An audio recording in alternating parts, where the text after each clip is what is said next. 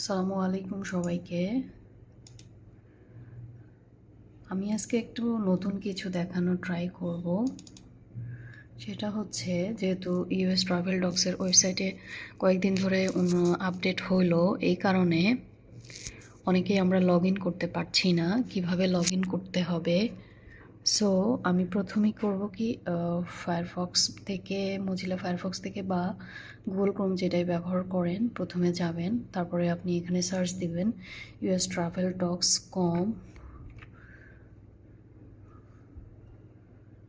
ustraveldocs.com. Okay, after that we can go through the ustraveldocs.com, apply for US visa. Firstly, we have to click here, then we go to the, as we live in Bangladesh, যেহেতু আমরা বাংলাদেশে বাস করি, so firstly we have to click here and just go to the Bangladesh, and as we are non-immigrant visa, দেন আমি এটাতে click করলাম। Click করার পরে এখানে কিছু ইম্পর্ট্যান্ট নোটিসেস আছে, সেই নোটিসগুলো আপনারা ডিএস 160 ফর্ম ফিল আপের কথা বলছে, আরও বিভিন্ন কিছু টার্মস অ্যান্ড কন্ডিশনস আছে, সেগুলো লেখা আছে এখানে, আপনারা পড়তে পারেন। দেন এটা ক্লোজ করলাম। তারপরে আমরা লগ ইন করার জন্য প্রথমে আমি এখানে যেতে পারি স্টেপ 4-এ, এখানে how to apply for non immigrant visa. But যেহেতু আমার অ্যাপ্লিকেশান অলরেডি করা আছে, সেজন্য আমি কি করব, আমি জাস্ট রিশিডিউলের জন্য আমি চেক করতেছি। সো আমি প্রথমে এখানে শিডিউল ইউর অ্যাপয়েন্টমেন্টে ক্লিক করব।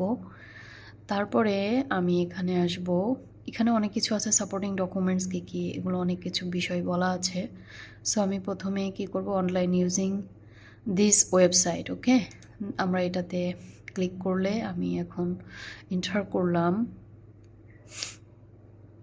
Visa application home. ওকে, তো দেখেন আমরা ডান পাশে খেয়াল করলে দেখতে পাচ্ছি এখানে এখানে ইউজার প্রথমেই দিতে হবে ইউজার নেম। ওকে, তারপর হচ্ছে পাসওয়ার্ড, ইউজার নেম এবং পাসওয়ার্ড দিবেন, এবং এখানে ক্যাপসা আছে, ঠিক আছে।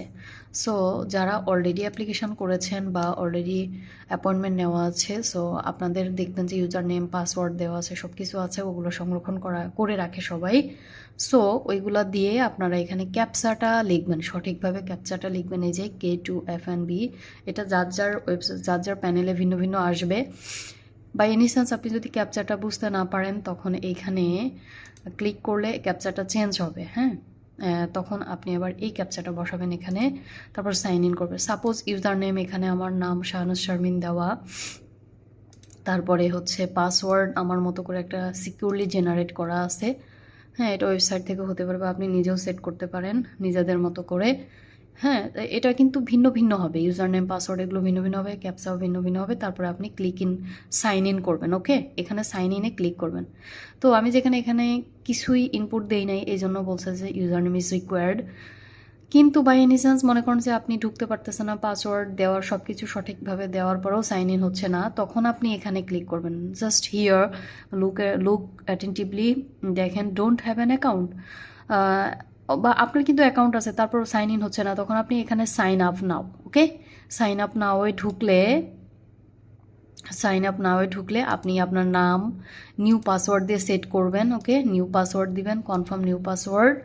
তারপরে হচ্ছে এখানে ভেরিফিকেশান লাগবে।